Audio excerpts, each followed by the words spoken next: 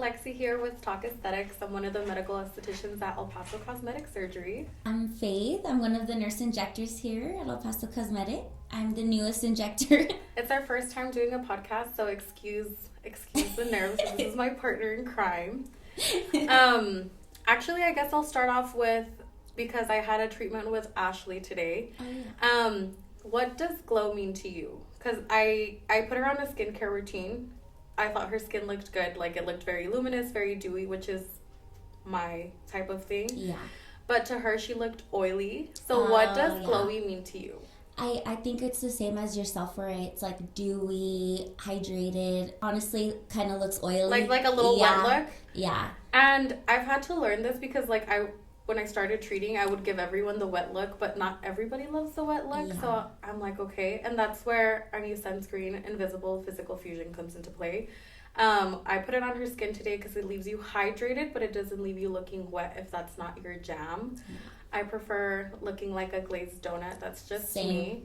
But I think I've had to, like, learn to, like, differentiate what glow means to everybody, because not everyone likes how my skin looks. They want, like, a more natural, like, radiant finish versus, like, wet. Yeah, and I think people maybe get confused, like, with makeup, like, oily versus, like, dewy, and then they just feel, like, too oily, you know? But I was telling Ashley that oily is good because it actually helps your skin age better versus, like, having super dry skin. No, yeah, if you have oily skin, you get less wrinkles. So lucky you. Yeah. I'm on the drier side. Benefit. Yeah, no, yeah, you guys are a little bit at an advantage if you have oilier skin, but it's not the end of the world. Do you feel like you're oilier when you put makeup on or when you're just wearing your natural skin? I think it's the stress throughout the day. My hot flashes, just kidding. When we're in the weeds, you guys should see us when we walk out of treatment. Like, our hair is like... Especially laser treatments. Or the pictures that I sent Faith. That gets so hot. It gets hot in there, guys. We're doing, like, a wide stance. And it's not even summer yet. I'm not excited for the summer. What does your dream self-care day look like? Oh my gosh, that's such a good question. For sure, sleeping in to like 8 in the morning. Girl, that's you sleeping in? 8 in the morning is crazy. It's because she's a 5 a.m. gym girl now. I forgot. I would say because if I sleep too long, then that just like translates into my whole day where I'm just lazy. So if I get up, wash my face, go to the gym, wash my face again. I love face that mask. I actually don't like to do too much though either, because I feel like my skin is really sensitive. When I start to put too much, it freaks out. It freaks out a bit on me, and then I don't know what my issue is. So I do like to keep it pretty basic and simple. For the most part, if I do try something new, it's sensitive, and then just see how nothing too aggressive. Yeah, nothing too aggressive, but definitely sunscreen. I love the SkinCeuticals one, but I do love the Glow one. Anything like dewy. I don't really like a tinted tinted sunscreen. I think it depends on the tinted ones because, hot take, I don't love SkinCeuticals Physical Fusion tinted. It leaves me gray. Yeah, me too. But I like Color Science. So, like, we carry both. Some people love the Physical Tinted Fusion one. I like the Color Science better. It's a better match for my skin. But I think it also depends, like, the brand. What is the other one though? Just the clear or white? The one with the white pump? Yeah. The Clear Daily UV? Yeah, that's usually my go-to. Like that. I like something like that. And I really like my face without makeup, to be honest. But you have really pretty skin. I feel like I need to put makeup on, but if I could go without, I would like it. I think especially in this industry, we have to, like, put our best foot forward. Even though 70% of the time I'm not wearing makeup, so if you catch me at an appointment, I'm usually barefaced. But I feel like also people like to see that, like, that your provider has good skin so that they know what you're doing behind the chair. But also, all skin is pretty skin. No matter if you have, like, a blemish or if you have rosacea or if you have, like, dry patches or, like, eczema or something like that. It's very normal, and I feel like social media has made it, like, a crazy standard that, like, oh, like, no pores. I have pores. You just can't see them because my skin's hydrated. But I have pores. Everyone gets blackheads. Even though I, like, double cleanse at night, I still get blackheads because I'm putting product on my skin. What is your skincare routine, by the way? Because you probably have the best skin here of all of us. I'm shy. Yesterday we asked her to take off her makeup, and she's like, I don't have any. I'm prepping for a laser, so my skin looks really good right now because of the Hydro Q and the retinol I'm on. But if I wasn't prepping for laser, so my go-to in the mornings, I typically don't cleanse in the mornings because I have drier skin, so I'll just rinse with water. But sometimes I sleep with my dogs, and my dog likes to wake up on my face, so then I will cleanse in that sense. I listen to my skin. My non-negotiables in the morning is CE Ferulic and PTOX. I'll do 4 drops of those. And then either like RGN6 mixed with my sunscreen. And that's my morning routine. And do you let everything dry before you move on to the next step? I typically let my serum soak in like a minute or two, but let's be honest, I'm always rushing in the morning. Yeah. So I don't always have time to like sit there and like let it soak in for a couple minutes, usually like a minute or two, and then I'll apply. At nighttime is like my quote unquote more extensive, but I can do my routine in like 5-10 minutes. It depends like how luxurious I want to be with myself. So I'll double cleanse. My like non-negotiable is Simply Clean. I'll double cleanse, and no, taking off your makeup is not one cleanse. You have to wash your skin twice. So my biggest tip to everyone that sits in my chair is, 1, take your makeup off if you have like foundation or whatever off. That's not a cleanse. You're just removing your makeup, but you're gonna wash twice for 1 minute. Time on your phone, put 1 minute, work the product in, wash your face. That's you taking the day off. Your second cleanse is when you're actually working your skin. If you get blackheads or you're getting breakouts like anywhere, that's where you can work your cleanser in a little bit more. You rinse. So now your face is actually clean. None of this, like a lot of people just go like this and they splash it. You didn't do anything. You just moved like the dirt and the makeup around into a different place. And you'll notice the biggest difference in your skin from that because you're actually cleansing. Yeah. So after I double cleanse, I typically do like our AGE Lift Serum or our HA Multi-Glycan because I am a little bit drier.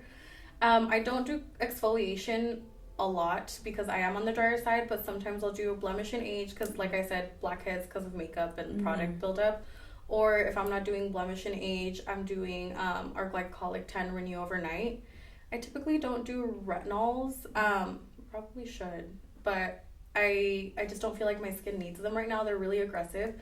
So if you're trying to do like anti-aging things, absolutely, but my skin reacts pretty well to like salicylic and glycolic. And then I'll do a moisturizer like triple lipid. If it's in the summer, sometimes, like I said, I'm a little bit more normal to dry. I'll do like Metasol or something a little lighter weight, but that's typically my routine. Like I don't really do anything crazy. Yeah. Just making sure you double cleanse, I think, is my biggest tip. Yeah, especially with the makeup. And then wash your makeup brushes. Yeah.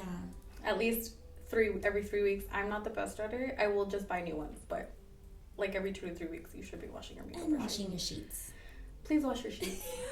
At least every week. Especially if you're not going to do like the whole sheets, wash your pillowcases. At least your pillowcases, yeah. For sure every week because you have like those little mites. Yeah. Have you seen them in like the microscope? Yeah. Haven't you ever heard like when you wake up with eye boogers? Those are dust mites? You ever heard this? I promise. They're like little thingies that... I shouldn't have said that because Alyssa's going to freak out though.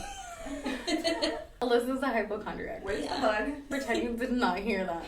I'm so sorry. What is something that you would be ashamed of yourself that you do? Your deepest, darkest secret as an SD. So sometimes I do fall asleep with my makeup on. Please don't kill me. I'm gonna be honest, like if I go out with my friends and I've had a little like too much fun, I'll put a towel on my pillow and then I fall asleep. I will wake up like at 5 or 6 and I'm like rushing, and then I'll go to the bathroom and I'll wash my face. But usually if I do that, I'll follow with a facial because I know I just messed myself up. Don't do as I do. Do better. I'll literally wake up at like 5 and just shower. But it's just like in all honesty, you're like right now I'm in school and then like work. Yeah. I get tired and sometimes I just fall asleep on the couch and I wake up at like 4 or 5 in the morning and I'm like, what day is it? Yeah. I'll go do my skincare then. But like life happens. Yeah. Yeah. There's we don't shame anyone here. We're just here to help you. It happens to the best of us. For sure, the gym. I'm always going to the gym with makeup. And me too. Honestly, everyone's like, you're not going to take it off. Do you know how long it's going to take me to take off my makeup, do my skincare, and then work out? Yeah, and then do this, wash your face again and do your skincare again. You just carry a little hypochlorous in your gym bag. I'm going to do that, but yeah. I'm going to get you one. I'm going to get you one for the gym. But definitely the sleeping with my makeup sometimes. Rarely, but it happens. And then definitely the gym makeup, probably a daily thing. Because if you fall asleep with your makeup on often, that's where I will get mad at you. Yeah. the person behind the couch, she said it would be. But it does happen. It's like not the end of the world. Follow it with a facial. Book your appointment. Links in my bio. I'll admit I've gone to the gym after a facial too. But I'm gonna fight you. That was really bad. Don't do it. Don't do it. There's a big risk, honestly. But I didn't sweat that much. I regret it. Like, piggybacking off of that, after you get a facial treatment, work out before. Yeah. Like, please work out before. We're not saying that you're gonna put like your face in the mat, but you don't know if people clean the equipment. I actually just had a patient who got an infection after going to the gym after her facial. Yeah. She's been doing facials for years, and like this was just like her lucky time to get an infection, because we like dermaplaned. We did like the whole glycol peel with the hydrofacial. She's been coming here for a really long time, and then she got the infection and barely happening. But I don't know, like gym, like sweat harbors bacteria. Why would you put yourself at risk of that? So don't ask me don't ask me after a laser treatment if you can go to an amusement park. Like, please don't. Especially if we're like doing something invasive like CO2 or erbium, ultra clear. You better not be like texting me or sending me a DM asking me if you can go on vacation, if you can go to because no, you can't. You can't. You're gonna pigment yourself, and I just put so much work into your face. You just put so much work into your face, and you're trying to ruin it. So no, you can't take a vacation after your ultra clear or your CO2. Day-to-day sun exposure is fine, like from your car to work or your car to the house. That's totally fine. We're limiting it. But if you're gonna be outside more than an hour, don't talk to me. Yeah. Please. Don't ask me those questions. How do clients know when they're choosing a reputable provider? Like, what would be your best tips or like your best advice, especially because you used to get aesthetic services before you started working here? What did you look for when choosing a provider? Looking at the education that is required to be in that position, and if they have it. So like making sure that they went to nursing school, and then also just having the proper training. Did you ever ask like any of your previous injectors for like befores and afters, or like would you go look on their page?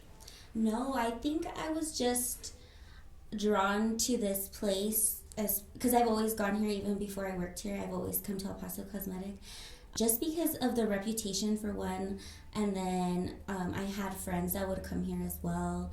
And then I also like the choices that I had, you know, like you don't have to choose one provider, like you can go to other reputable providers in that same place, you know. Okay. So if you don't if you don't I guess connect with one of them, you can go with somebody else. But also just where you don't feel pressured, you feel comfortable, you're trustworthy enough, or what is the word? Like, yeah, like you're trusting them enough, yeah. Yeah, and then you don't feel like pressure to do anything. I think especially when you're younger, you truly don't need much, so just finding somebody that will give you like that good advice, you know. Obviously there's no right age for beauty, so it's not even about age, it's just about like your muscle movement and just genetics, and having somebody that knows that education and not just like, okay, yeah, let's just do it because you want to do it. What's your take on like refusing clients, or how would you, if you were in someone's chair and they like refused you, do you think that's like a green light, or do you think that's like a red light? If it was for the right reasons, obviously. Yeah, for the right reasons, definitely a green light. Like, I think one of the hardest patients I have are the younger ones because they really don't need much. But then some are young and they do have like strong muscle movements, and it's just genetics, you know. Well, thank you guys for listening to Talk Aesthetics to me. Leave some questions down in the comments for whatever you guys want us to touch base on next time, and we'll see you soon.